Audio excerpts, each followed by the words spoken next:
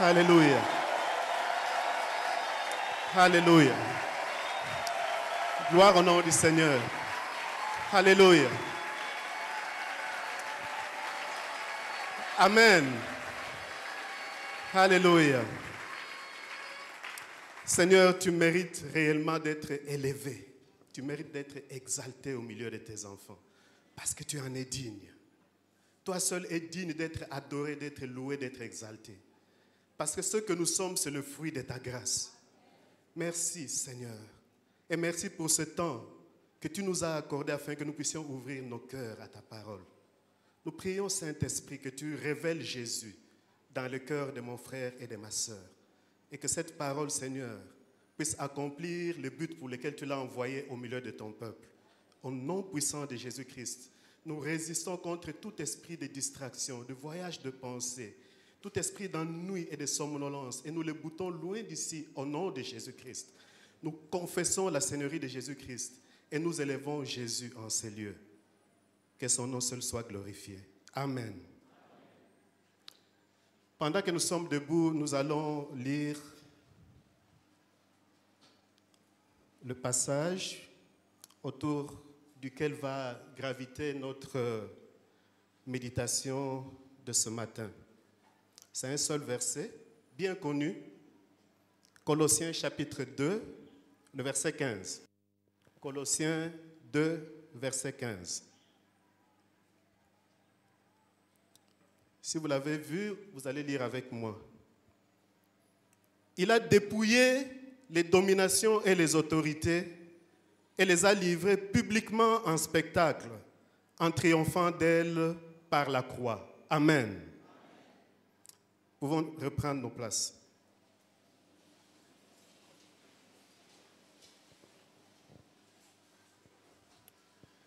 Bien-aimés dans le Seigneur, je vous salue au nom de notre Seigneur Jésus-Christ.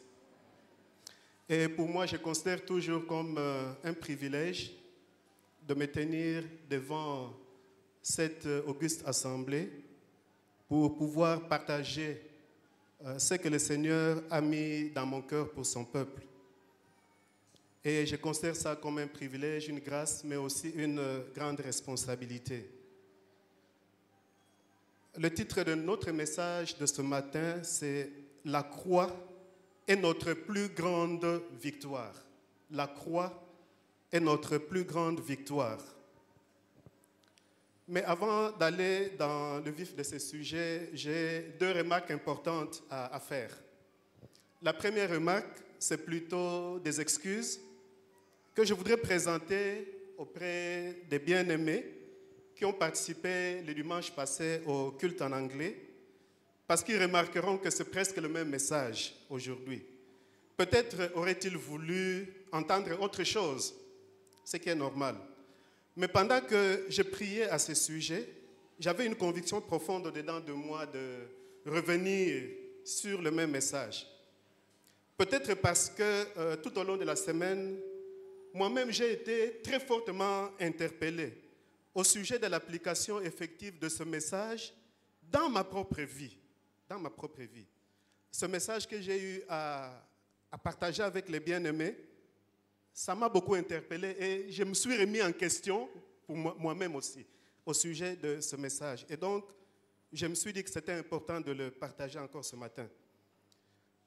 Donc, mais dans tous les cas, et comme vous le savez, la pédagogie de Dieu se base toujours sur la répétition ou le rappel des mêmes choses qu'il nous a déjà dites maintes fois dans le passé. Dieu sait que l'être humain oublie très très vite, très facilement.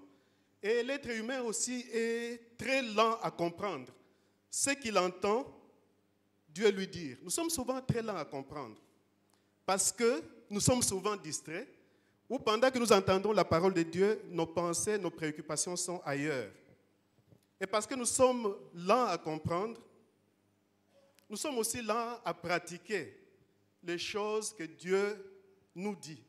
Mais des choses qui, parce que nous les ratons, nous passons à côté des grandes bénédictions que Dieu a pour nous. Alléluia. Il y a des choses qui peuvent radicalement changer le cours de notre vie, que Dieu nous dit mais que nous n'écoutons pas. alors Dieu de temps en temps revient et nous redit la même chose, peut-être différemment ou peut-être exactement la même chose. Alors, ce matin, que vous ayez entendu ce message au culte d'anglais le dimanche passé ou que vous l'écoutiez pour la première fois, je prie vraiment que vous puissiez mettre tous vos préjugés de côté et que chacun de nous soit attentif, que chacun de nous ouvre son cœur à l'Esprit de Dieu afin que nous ne puissions pas passer à côté de ce que le Seigneur a pour chacun de nous au travers de ce message. Amen. La deuxième remarque, c'est juste un rappel du thème de l'année. Et nous le savons, c'est bien là-bas, j'espère. Oui, les ténèbres ne régneront pas toujours. Et le sous-thème du quatrième trimestre, comme nous le savons, c'est « Des ténèbres à la lumière, de la puissance de Satan à Dieu ». Et ici, je voudrais plus m'appesantir, en faisant cette remarque, m'appesantir sur la deuxième partie de ce thème du trimestre, qui dit « De la puissance de Satan à Dieu ».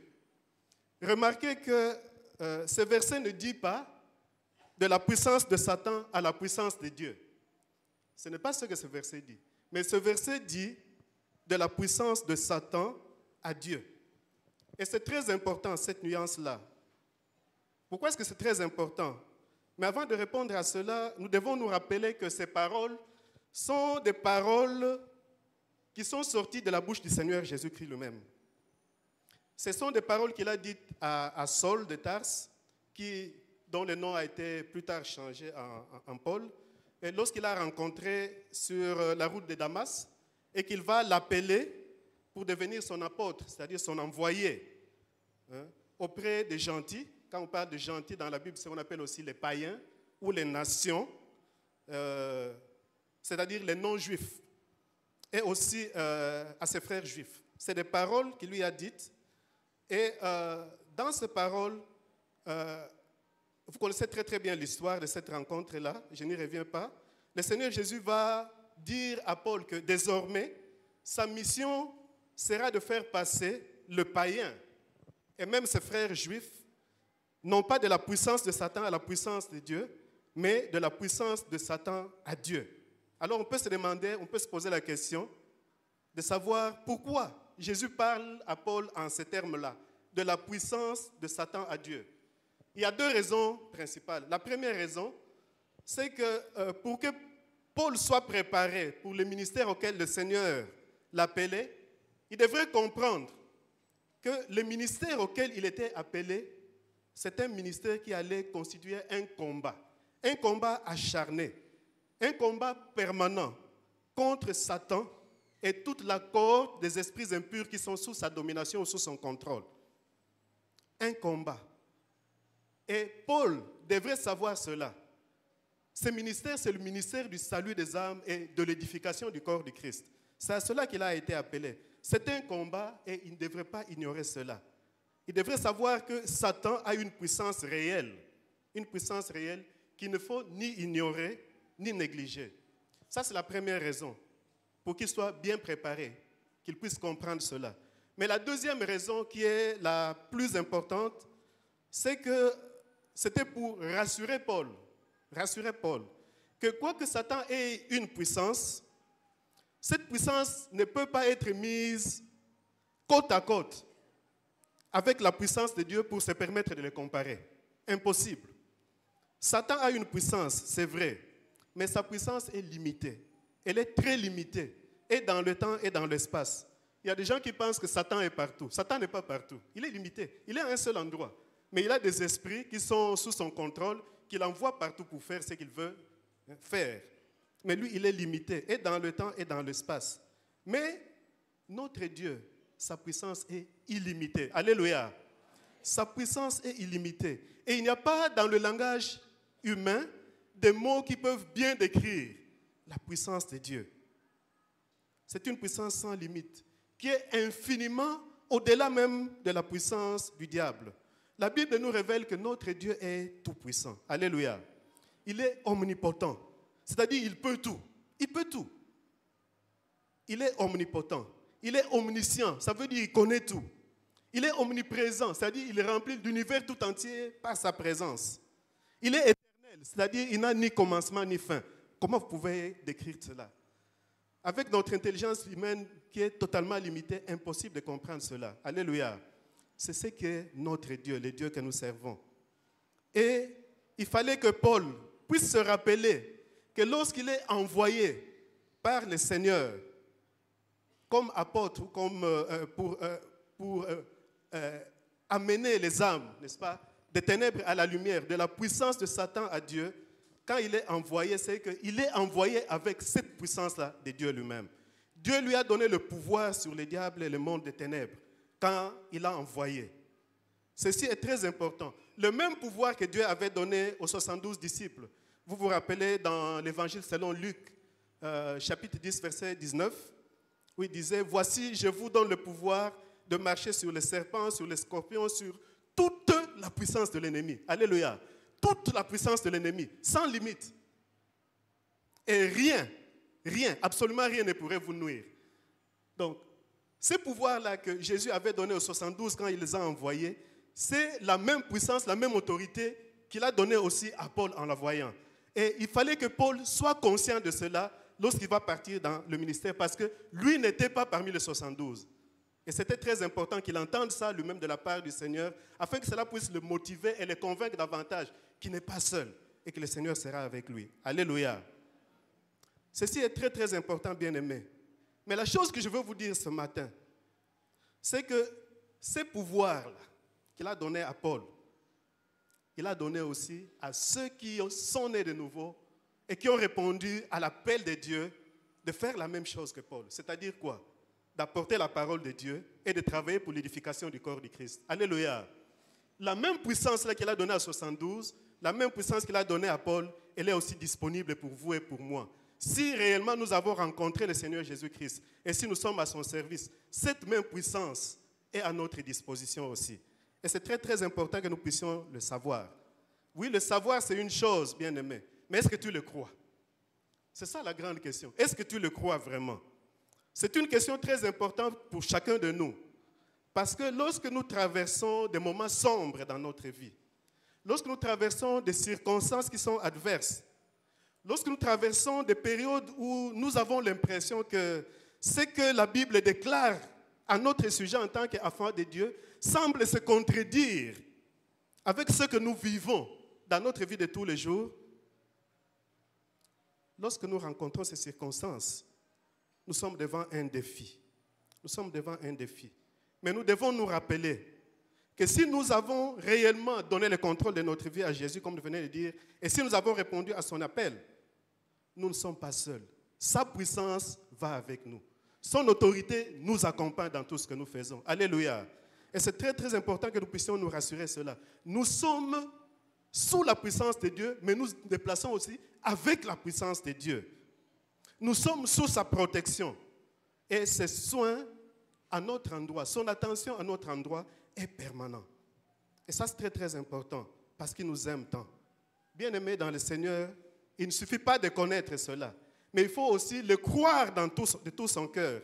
Et non seulement croire cela de tout son cœur, mais agir aussi en conséquence pour que lorsque nous allons à travers toutes ces circonstances dont je venais de parler, la peur, le découragement ne puissent pas nous paralyser. Bien-aimé, lorsque je me suis mis à méditer sur ces choses, c'est alors que j'étais convaincu de partager avec vous une vérité que nous avons besoin de connaître, mais aussi de croire en tant qu'enfants de Dieu. Une vérité qui doit influencer nos attitudes et nos actions si nous voulons vraiment demeurer dans la victoire alors que nous traversons des moments difficiles. Et cette vérité, c'est celle-là qui constitue le thème, n'est-ce pas, le titre de ce message. Cette vérité, c'est que la croix est notre plus grande victoire. Alléluia. La croix est notre plus grande victoire. Et le texte de ce matin, de cette méditation, le texte de Colossiens chapitre 2, verset 15, c'est une illustration réelle de cette vérité, comme nous le verrons dans la suite de cette méditation. Alors, relisons-le encore une fois. Colossiens chapitre 2, verset 15. Il a dépouillé les dominations et les autorités et les a livrées publiquement en spectacle, en triomphant d'elle par la croix. Amen. Ce verset, pour le mettre dans son contexte, c'est un extrait d'une lettre que l'apôtre Paul avait écrite à l'église de Colosse, une église qui faisait face à de faux enseignements, l'envahissement de faux enseignements, de fausses doctrines et toutes sortes de philosophies. Et c'est pourquoi la présentation de la personne et de l'œuvre de Jésus-Christ est au centre de cette lettre. Donc, cette épître nous montre la divinité de Jésus-Christ, son éternité, sa sainteté, sa toute-puissance, mais aussi son humanité et l'œuvre qu'il a accomplie à la croix pour le salut des humains. Et la méditation autour de ces versets de Colossiens chapitre 2, verset 15, m'a amené en fait à comparer ce qui s'est passé dans le monde visible à ce qui s'est passé dans le monde invisible lorsque Jésus-Christ était à la croix. Alléluia. Je répète ce que je voulais dire. La méditation autour de ces versets de Colossiens 2, chapitre 15, m'a amené à comparer ce qui s'est passé dans le monde visible à ce qui s'est passé dans le monde invisible quand le Seigneur Jésus-Christ était à la croix.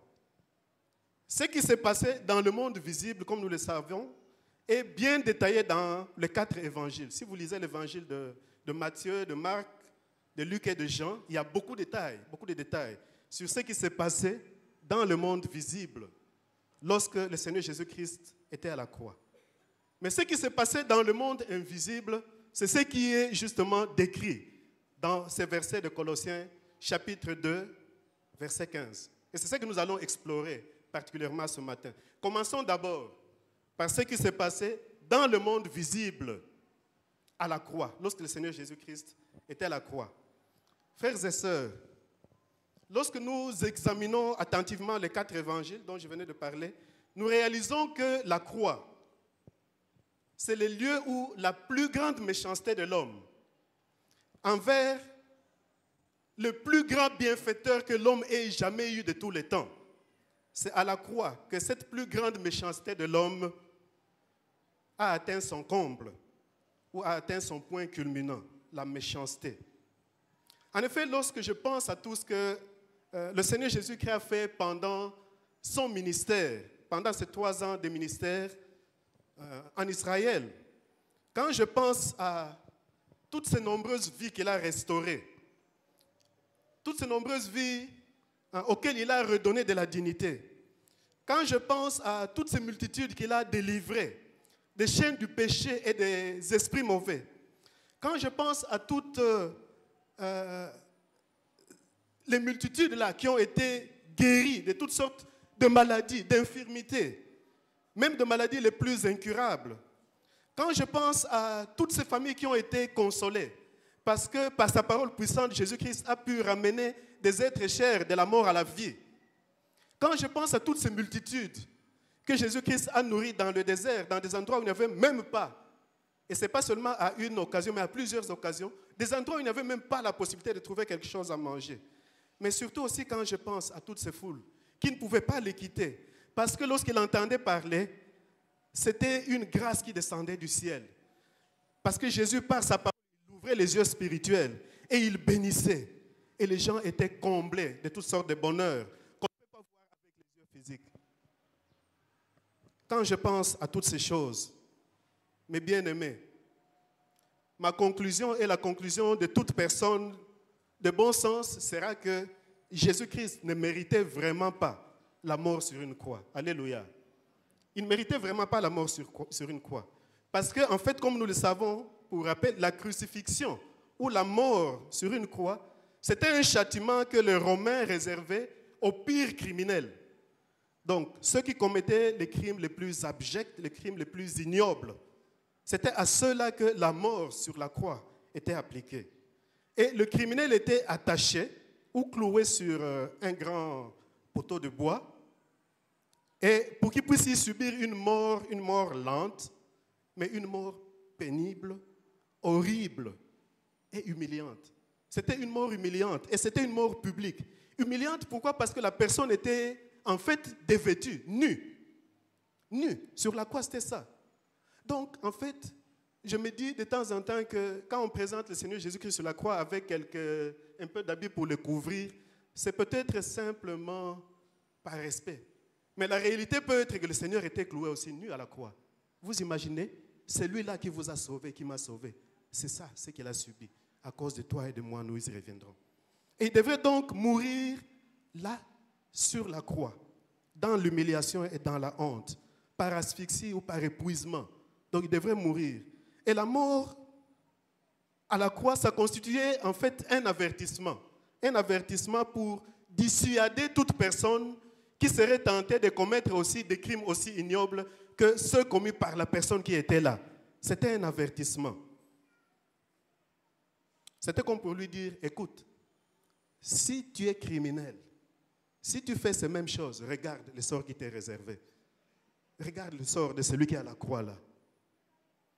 Mais regardons un peu au Seigneur Jésus-Christ. Qu'a-t-il fait pour mériter une mort sur la croix? Rien, absolument rien. Il n'était coupable d'absolument rien. Et personne, même ses adversaires, n'a été capable de démontrer la moindre culpabilité du Seigneur Jésus-Christ. Et donc pour lui, la croix, c'était un lieu où il a subi la condamnation la plus injuste que jamais personne n'a subi, que jamais personne ne subira. C'est là où il a été victime de la plus grande ingratitude de la part de ceux-là en qui il avait démontré son amour, ses soins, ces gens-là qu'il a bénis, qu'il a nourris, en s'oubliant soi-même. C'est là qu'il recevait la plus grande ingratitude que jamais personne ne recevra, que jamais personne n'a reçu. C'était le lieu de la souffrance la plus cruelle, la plus atroce que jamais personne n'a subi et que jamais personne n'endurera. C'était un lieu de malédiction. Parce que la parole de Dieu dit, n'est-ce pas, vous lirez cela dans Deutéronome chapitre 21, verset 23, que maudit est quiconque est pendu au bois. Et Paul reprend d'ailleurs le même verset dans Galates chapitre 3, verset 13. Maudit soit celui qui est pendu au bois. Donc Jésus était maudit sur la croix. C'était une malédiction. C'était un lieu de moquerie, un lieu de honte, un lieu d'humiliation. Mais en plus de cela, c'était un lieu de conspiration, de trahison et même de reniement, même de la part de ses plus proches amis, c'est-à-dire les disciples. C'était un lieu de solitude, un lieu de faiblesse, un lieu de détresse pour le Seigneur. Tout cela, bien-aimés, c'est ce qui s'est passé dans le monde visible à la croix. Alléluia. C'est ce qui s'est passé. Ça, tout le monde pouvait le voir. Même les passants pouvaient voir tout ce qui s'est passé. C'est ce qui s'est passé dans le monde visible lorsque Jésus-Christ était à la croix.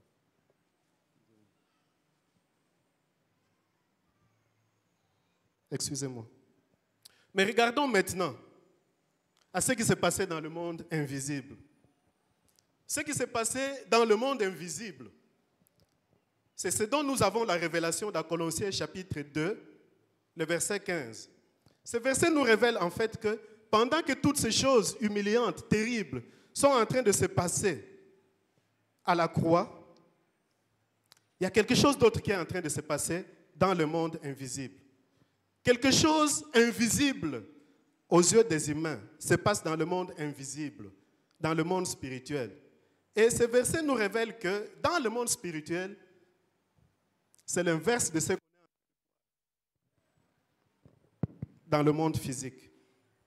Et si nous relisons ce passage, il est dit, il a dépouillé les dominations, les autorités, et les a livrées publiquement en spectacle en triomphant d'elles par la croix. Ça, c'est ce qui est en train de se passer dans le monde invisible. En fait, la croix de l'humiliation dans le monde invisible, c'est la croix de la victoire. Amen. La croix de l'humiliation dans le monde visible, c'est aussi la croix de la victoire dans le monde invisible. Alléluia.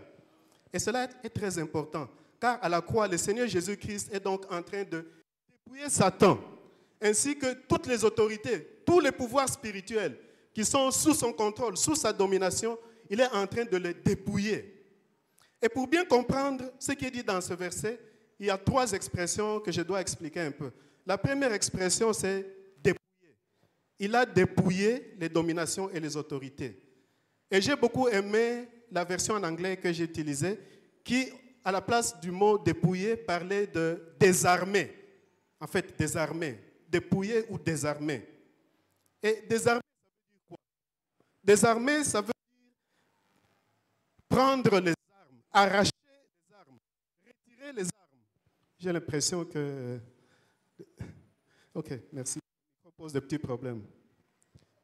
Donc, dépouiller, c'est arracher, prendre les armes à une personne, à une armée ou à un pays. Et malgré lui. Donc, on le prend de force, on le dépouille, on les arrache, on le dépossède, on le retire, on le soustrait de lui. C'est ça, dépouiller. C'est ce que Jésus-Christ a fait à la croix. Et c'est ce qui est en train de se faire voir publiquement à la croix, comme nous le verrons. Et le deuxième sujet, la deuxième expression, c'est livrer quelqu'un en spectacle. Qu'est-ce que c'est que livrer quelqu'un en spectacle? Livrer quelqu'un en spectacle, c'est faire quelque chose d'embarrassant vis-à-vis de quelqu'un, mais en public. Vous voyez, si je suis ici et que je viens, j'appelle quelqu'un et je lui dis, dévêtis-toi ici. C'est vraiment embarrassant. C'est humiliant, n'est-ce pas? En fait, c'est ça. Et ça, c'est en public. Tout le monde le voit. C'est ça, livrer quelqu'un en spectacle. Et la Bible dit que Jésus-Christ, à la croix, il a livré en spectacle les dominations et les autorités, n'est-ce pas, en triomphant d'elles par la croix. Il les a humiliés publiquement, mais dans le monde invisible. Alléluia. Il les a humiliés, il les a déshonorés, il les a vaincus. C'était un spectacle public dans le monde invisible. Et je peux même imaginer le petit démon de petit rang se cachait peut-être à distance, tout tremblant, contemplant la scène avec stupeur. Et quand il voyait comment Jésus était en train de désarmer, n'est-ce pas, les autorités et le pouvoir, c'est-à-dire la hiérarchie, n'est-ce pas, dans le monde diabolique, comment il était en train de les désarmer, les généraux, les colonels, les lieutenants et tout ça. Ils prenaient leurs armes, ils les arrachaient leurs armes, ils leur enlevaient les galons, ils leur enlevaient les tenues. Ils étaient tout faibles là, et puis il les a fait agenouiller. Je ne sais pas moi, imaginez. Tout ce qu'on peut appeler comme humiliation, les démons devraient être en train de trembler, n'est-ce pas, les petits démons, en se disant, mais si ça arrive à nos chefs là, qui nous commandent et à qui nous avons peur, qu'est-ce qui va arriver de nous? Parce que Jésus est tout puissant. Jésus est tout puissant. Jésus est tout puissant. Il les a désarmés, il les a humiliés publiquement en spectacle. Et la troisième expression, c'est triompher de quelqu'un. Triompher de quelqu'un, c'est obtenir un succès complet, un contrôle complet, une victoire complète sur quelqu'un, et souvent après une longue ou une lutte qui est difficile. C'est ça. Donc Jésus a obtenu un succès complet, un contrôle complet, une victoire complète après une longue lutte contre le diable et toute la cohorte des esprits impurs sous sa domination. Alléluia. Sa victoire a été complète, totale et définitive. Bien-aimés dans le Seigneur, oui, dans le monde visible, Jésus semblait publiquement faible, humilié, impuissant, sans défense, désarmé par l'ennemi. Mais dans le monde invisible, à la croix, à la même croix, il y a une autre réalité, une réalité opposée. Et cette réalité, c'est que c'est le diable, Satan, qui est publiquement vaincu, humilié, impuissant et totalement désarmé. Jésus est plus fort et triomphant sur l'ennemi. Il désarme le diable et l'humilie. Et ceci pourrait sembler être comme une contradiction. Comment quelqu'un qui est humilié comme ça, quelqu'un qui est humilié comme ça, qui semble être faible, qui semble être impuissant, comment peut-on dire au même moment qu'il est aussi en train de gagner la victoire pendant qu'il est en train de vivre ces choses-là? Et c'est pourquoi, n'est-ce pas, l'évangile de la croix ou la prédication de la croix, c'est une folie. Alléluia. C'est une folie. Et l'apôtre Paul lui-même va le dire. Quand vous lisez dans 1 Corinthiens chapitre 1, versets 22 à 24, il dira que, d'ailleurs au verset 18 déjà, que l'évangile de la croix est comme une folie pour ceux qui se perdent. Et à partir du verset 22 à 24, là, il va dire, les Juifs demandent des miracles, les Grecs cherchent la sagesse, mais nous prêchons Christ. Scandale pour les Juifs et folie pour les païens, mais puissance et sagesse de Dieu. Alléluia. Christ Scandale pour les Juifs. Parce que pour les Juifs, ils ne pouvaient pas s'imaginer comment quelqu'un qui a été humilié comme ça, cet homme est en train de prêcher que par sa mort, nous avons le salut, nous sommes sauvés. Une mort comme ça, scandale comme ça. Une mort réservée aux brigands, aux malfaiteurs, comme ça. Et pour les Grecs, pour eux, ils se disaient non, c'est de la folie. Les Grecs, c'était la sagesse, n'est-ce pas? C'est les philosophes, ils ont dit non. Cet homme, il est en train de délirer. Les choses qu'il raconte, ça n'a pas de sens. Mais la croix de Jésus, c'est ça la puissance de Dieu et la sagesse de Dieu pour celui qui croit. Que ce soit pour les Juifs, que ce soit pour les Grecs. Alléluia. Oui, bien-aimés, la vérité, ce n'est pas ce qui paraît dans le monde visible, mais la vérité, c'est ce qui se passe finalement dans le monde spirituel. Alléluia. La vérité, c'est ce qui se passe dans le monde spirituel. C'est à la croix que le Seigneur Jésus-Christ a remporté sa plus grande victoire sur l'ennemi en notre faveur. Parce que, souvenez-vous, et c'est très très important de nous rappeler tout cela, que toutes ces choses que Jésus était en train de subir à la croix, c'est ce que toi et moi nous méritions. À cause de notre rébellion vis-à-vis de Dieu, à cause de nos péchés, à cause de notre égarement. Il subissait en fait ce que nous devrions subir nous, que Dieu devrait nous faire à cause de notre rébellion vis-à-vis de lui, à cause de nos péchés. Mais Jésus-Christ a subi tout cela. Et quand il prenait le péché du monde, il était en train de nous donner sa justice. Quand il subissait la condamnation que nous méritions, il était en train de nous libérer de toute condamnation, de toute culpabilité. Quand il a accepté l'humiliation et l'abaissement à la croix, il nous a donné son honneur et sa gloire. Et il nous a enrichis. Et par ce meurtrissure, comme nous le savons dans la parole de Dieu, par son sang qui coulait, par ses blessures, nous sommes guéris de toutes nos maladies. Et donc, si tu es malade, tu peux aller auprès de Jésus-Christ et réclamer l'œuvre de la croix pour toi. Il est capable de te donner une guérison totale. Amen. Il faut que tu le croies et que tu ailles avec foi auprès de lui. Rien, absolument rien ne peut lui résister. Et il a déjà accompli l'œuvre à la croix pour ton salut et pour ta délivrance et pour ta guérison. Et par-dessus tout, quand il a accepté la mort que nous méritions à cause de nos péchés, il nous a donné sa vie. Alléluia. Et la vie qu'il nous a donnée, c'est une vie qui ne se termine jamais, la vie éternelle. Nous avons tout en Jésus-Christ à cause de l'œuvre à la croix. Jésus a payé une fois pour toutes la dette que nous devons payer pour notre salut. Oui, bien-aimés dans le Seigneur, la croix, c'est le lieu de notre plus grande victoire sur l'ennemi. La croix, c'était le lieu de la plus grande victoire de Jésus-Christ sur l'ennemi. Et maintenant, je veux parler à toi. Nous avons parlé de la croix de Jésus-Christ, mais toi aussi, tu peux avoir ta propre croix dans ta vie. Quelle croix es-tu en train de transporter?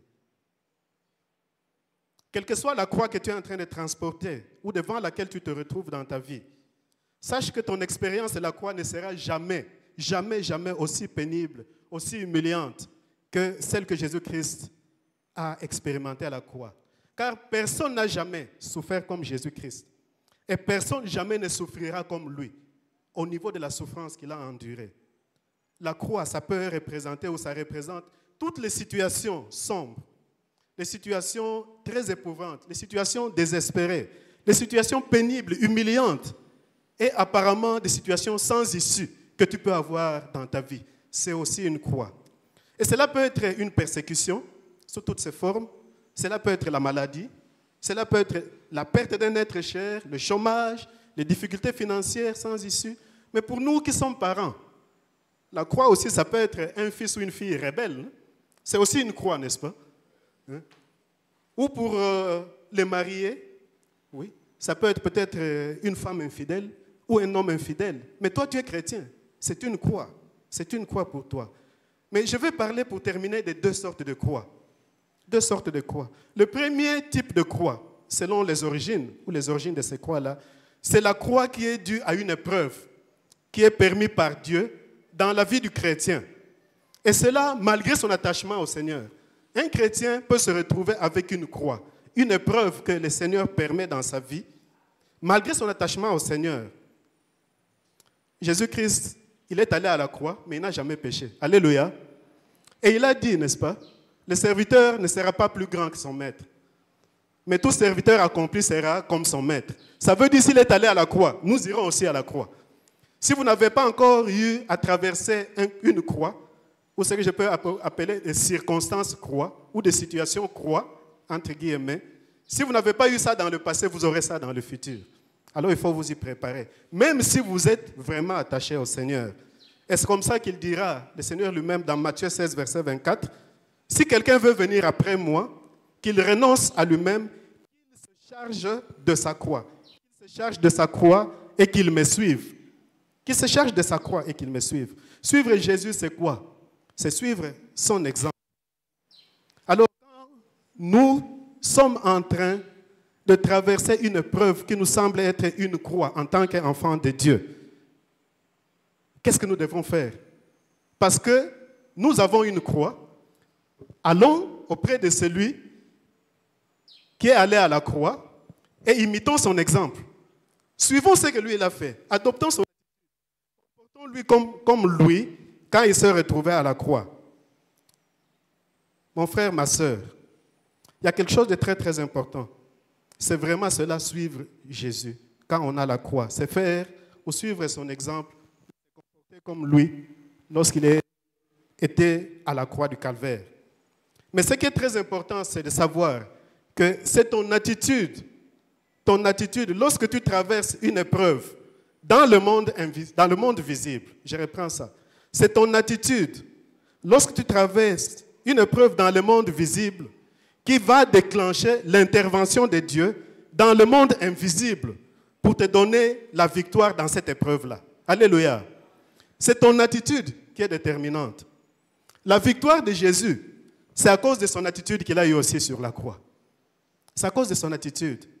Ton attitude dans le monde invisible, lorsque tu passes par la croix, va déclencher l'intervention miraculeuse de Dieu dans le monde invisible pour te donner la victoire dans cette épreuve-là. Et parce que c'est le désir et le plan de Dieu de transformer ta grande épreuve, ce que tu appelles une grande épreuve. Dieu veut la transformer en une grande opportunité pour t'aider à expérimenter une grande victoire sur l'ennemi. Alléluia. Ta grande épreuve, c'est une grande opportunité que Dieu veut exploiter pour t'aider à expérimenter la plus grande victoire, une très grande victoire sur l'ennemi. Et cette grande victoire, lorsque tu l'auras, dans l'avenir, tu vas toujours te rappeler de cette grande victoire en te disant, mais quand je suis passé par cette circonstance-là, j'ai fait confiance en mon Dieu. Voilà ce qu'il a fait, le miracle qu'il a accompli. Mais qu'est-ce qui lui est impossible? Et ça va te donner beaucoup de foi, beaucoup de courage pour affronter les épreuves futures dans la foi, dans la confiance, et tu vas expérimenter la main puissante de Dieu.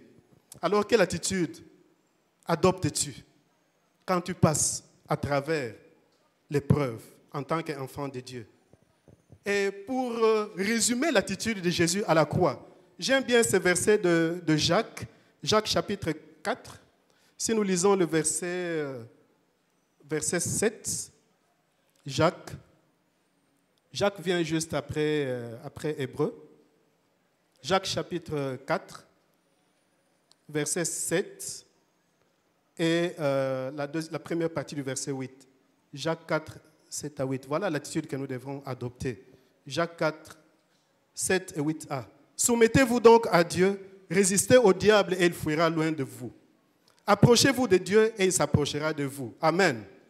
Ce verset nous révèle vraiment ce qui a fait la victoire de Jésus-Christ. Quelle attitude Jésus-Christ a eu sur la croix.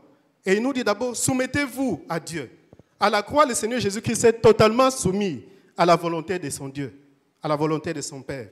Alors, toi aussi, dans l'épreuve que tu traverses, soumets-toi à la volonté de Dieu. Ne te révolte pas contre lui.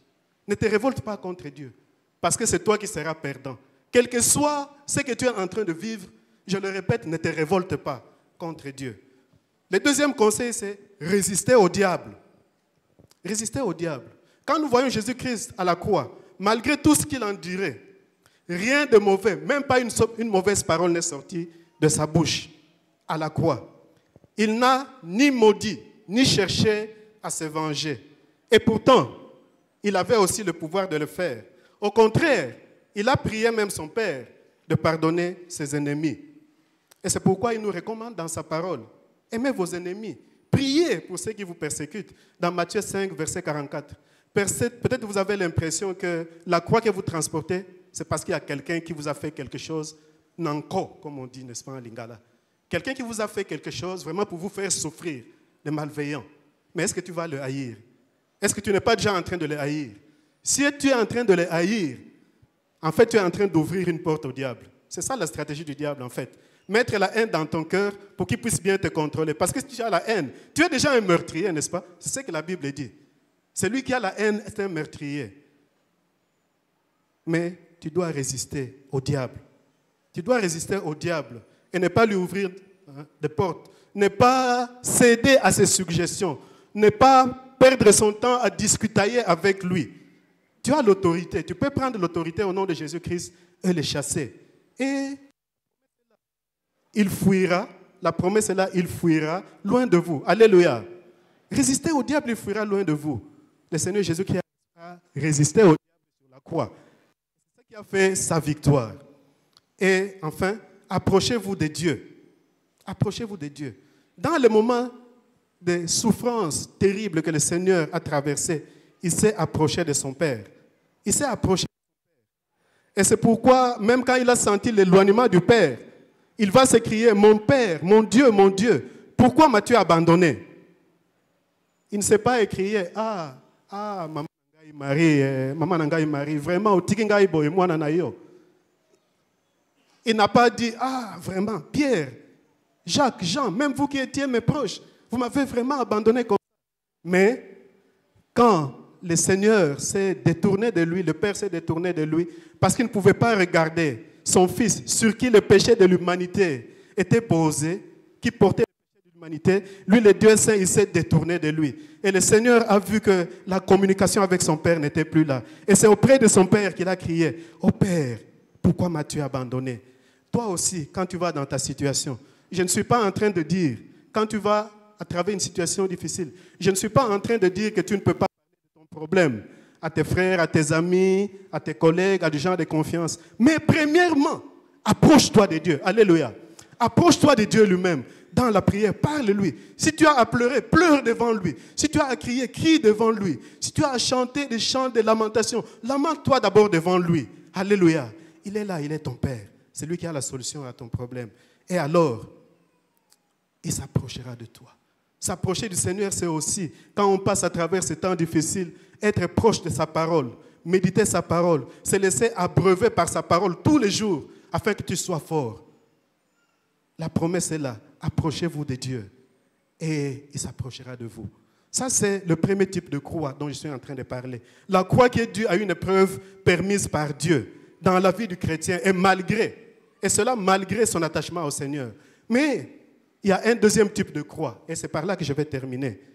Il y a un deuxième type de croix. J'appellerai ça croix, je mettrai ça entre guillemets. Il y a des situations que nous appelons de croix, mais qui, en réalité, c'est le résultat d'une vie dominée par le péché. Le résultat d'une vie dominée par le péché. Et nous passons par des situations tellement compliquées, tellement difficiles, mais l'origine de cela, c'est parce que nous menons une vie qui est dominée par le péché. Une vie qui n'est pas encore sous le contrôle de Jésus-Christ. Et parce que cette vie n'est pas contrôlée par Jésus-Christ, la nature a horreur du vide. Cette vie-là qui n'est pas contrôlée par Jésus-Christ, elle est contrôlée par le diable. Et lui, il ne vient que pour égorger, pour détruire, pour tuer. C'est ça son travail. Donc il ne vient que pour créer la désolation dans votre vie, quand vous êtes encore sous son contrôle. Et vous pouvez avoir même l'impression, quand votre vie est contrôlée par le diable, c'est comme si vous avez l'impression qu'il y a une ombre de malédiction qui vous suit partout où vous allez. Et quoi que vous fassiez, et dans tout ce que vous faites, vous avez l'impression que c'est la malédiction. Et vous dites, Nazaka n'a malchance, Nazaka n'a malchance. Mais le problème, est-ce que ta vie est sous le contrôle vraiment de Jésus? Est-ce que tu lui as cédé déjà le contrôle de ta vie? Et là, tu vas porter des croix. Et c'est une vie où la personne a une peur constante, une peur constante des sorciers, de la mort et même du jugement de Dieu. Je me rappelle quand j'étais encore tout enfant avant de venir au Seigneur, parmi les choses qui me faisaient peur, c'est quand je lisais le livre de l'Apocalypse. J'avais une terrible peur. Parce que moi, je me disais, mais donc vraiment, moi, là, vraiment, qu'est-ce qui va se passer? Est-ce que moi, j'entrerai vraiment au ciel? Je n'étais sûr de rien. Je n'étais sûr de rien. Et pourtant, j'écoutais la parole de Dieu. Et pourtant, mon père est pasteur et tout ça. Et j'entendais la parole de Dieu. Je ne sais même pas à quel âge j'ai commencé à entendre cela. Mais j'avais une peur de la mort. Peur de la mort. Parce que je me disais, mais le jugement, là, ce sera terrible. Hein? Comment ça va se passer? Mais depuis que Jésus est entré dans ma vie, quand je lis l'Apocalypse, je suis en train de glorifier Dieu. Merci Seigneur. Maranatha, Seigneur, viens bientôt. Afin que je puisse te voir face à face. La mort ne me fait plus peur. Jésus m'a libéré. Alléluia. Oui, on peut essayer de se calmer soi-même quand on a cette vie-là qui n'est pas contrôlée par Jésus, en se donnant peut-être à des plaisirs mondains de toutes sortes. Mais, cela ne va rien changer. Oui, tu dois craindre le jugement, comme moi. Et tu as raison de craindre le jugement, parce que ce jugement est vrai. Et il attend tous ceux-là qui ne sont pas encore venus avec leur croix, la croix, c'est-à-dire leur péché, à la croix de Jésus. Si tu n'as pas encore amené tes fardeaux, tes problèmes là, si tu vis encore dans le péché, si ta vie est dominée par le péché et que tu n'es pas encore venu à Jésus, tu as raison d'avoir peur. Parce qu'effectivement, le jugement t'attend. Et ce jugement est terrible. C'est sans appel. C'est un jugement qui t'attend. Mais aujourd'hui, tu peux changer de destinée. C'est à la croix de Jésus. C'est seulement à la croix de Jésus que tu peux être libéré de tes péchés et de tes peurs. C'est le seul endroit où tu peux trouver le refuge, la protection la plus certaine. C'est le seul endroit où tu peux avoir la garantie de ton pardon. Et aussi, parce que Jésus-Christ qui est mort, il a été enseveli, mais aussi il est ressuscité. Donc, par sa mort et sa résurrection, tu es capable de vivre aujourd'hui aussi une nouvelle vie, une vie de victoire. Alléluia. Parce que, réellement, si tu viens au Seigneur Jésus-Christ, à sa croix, tu peux aussi avoir la plus grande victoire. Et cette victoire, c'est la victoire sur le péché, qui va te donner accès libre auprès du Père. Mon bien-aimé, c'est quel type de croix que tu as ce matin? Tu connais ta situation. Est-ce une croix que tu as, quoi que tu sois enfant de Dieu, parce qu'il y a une preuve que le Seigneur a permise? Et si tel est le cas, quelle est ton attitude? Ton attitude dans le monde visible va déclencher la puissance surnaturelle de Dieu dans le monde invisible afin de te donner la victoire par rapport à cette épreuve. Cette victoire qui sera pour toi quelque chose de mémorable et qui va soutenir ta foi dans l'avenir pour que tu ne puisses plus jamais avoir peur lorsque tu fais face à des épreuves de ce sorte. Mais si ta croix, c'est une croix qui est liée au péché, à ta vie que tu n'as pas encore confiée au Seigneur, tu connais ta situation. Si tu vis dans la peur, si tu vis dans la crainte, si tu contrôles encore toi-même ta propre vie, ce matin tu peux venir à Jésus. Parce qu'à la croix, il a déjà payé le prix pour ton salut éternel. Alléluia. Que le Seigneur bénisse sa parole. Nous allons nous mettre debout. Nous allons nous mettre debout. Nous allons nous mettre debout et prier. Fermons nos yeux là où nous sommes et prions. Le Seigneur m'a parlé moi-même beaucoup de fois au travers de ce passage. Et ce matin, je crois qu'en proclamant cette parole au milieu de nous, il a un plan. Il y a quelque chose qu'il veut faire pour toi. Je ne sais pas qui tu es. Je ne sais pas qui tu es. J'ai tout simplement obéi à ce que le Seigneur m'a dit de venir et de parler de ces choses. Car il sait que dans cette assemblée, il y a quelqu'un qui n'a pas encore donné sa vie à Jésus. Quelqu'un qui vit encore dans la peur. Quelqu'un qui n'a pas encore l'assurance que si aujourd'hui il mourait, il verrait Jésus qui l'entrerait au ciel. Si tu n'es pas très sûr de cela, mon frère, ma soeur, ne regarde pas autour de toi, lève seulement ta main là où tu es. Et nous allons prier pour toi afin que tu donnes ta vie à Jésus et que tout ton avenir soit changé une fois pour toutes. Y a-t-il une personne qui veut donner sa vie à Jésus ici ce matin? Le temps est en train de passer, vite. Merci mon frère. Y a-t-il d'autres personnes qui veulent donner leur vie à Jésus? Merci mon frère là-bas, merci. Je demande à tous ceux qui ont levé leurs mains de venir ici devant. N'ayez pas peur, n'ayez pas honte. Déplacez-vous et venez ici devant. C'est un jour de salut, c'est un jour de délivrance pour vous. Le Seigneur vous aime et c'est pourquoi il a envoyé cette parole. Il veut vous donner la vie éternelle. Il ne veut pas que vous puissiez continuer à vivre tel que vous êtes là. Venez ici devant et nous allons prier afin que vous puissiez recevoir le Seigneur Jésus-Christ comme Seigneur et Sauveur de votre vie. Venez et placez-vous ici devant nous. Et je vais inviter Papa Pasteur de venir prier pour vous.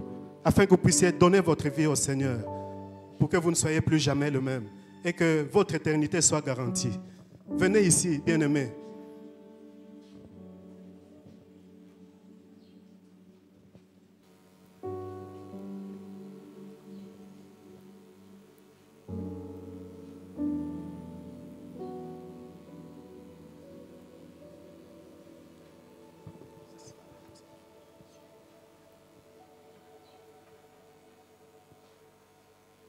Oui, à la croix, Jésus a porté nos péchés. C'est pour toi et moi qu'il a été humilié. Il a porté nos fardeaux. Nous allons prier pour vous et avec vous. Répétez juste après moi. Seigneur Jésus, j'ai compris ce matin que tu as porté mes péchés à la croix. C'est pour moi que tu as été humilié. La souffrance que tu as endurée, tu l'as endurée à ma place. Je te reçois comme mon Seigneur et mon Sauveur personnel. Je confesse mes péchés. Pardonne mes péchés. Oui, je veux vivre pour toi tout le reste de ma vie. Donne-moi la force, Seigneur. Merci, Seigneur. Je vais prier pour vous maintenant. Seigneur, merci pour ces âmes qui sont devant toi. Merci, Père éternel, car mes frères et sœurs ont entendu ta parole. Ils ont compris, Seigneur, que cette humiliation, toutes ces peines, toutes ces souffrances, tu les as endurées pour eux. Oui, Seigneur, ils t'ont reçu ce matin. Purifie leur vie dans le sang qui a coulé à la croix. Et qu'ils puissent aujourd'hui, demain et le reste de leur vie marcher en nouveauté de vie. Esprit du Seigneur, prends soin d'eux. Qu'ils ne retournent plus à leur vie de péché. Et que ta grâce les accompagne tout au long de leur vie, au nom de Jésus. Amen.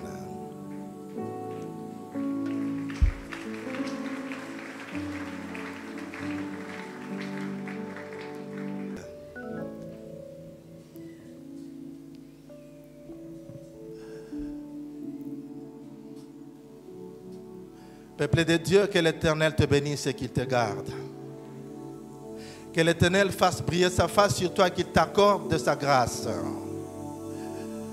Que l'Éternel tourne son regard favorable vers toi et qu'il t'accorde sa paix, son shalom que le Seigneur nous a remporté à la croix.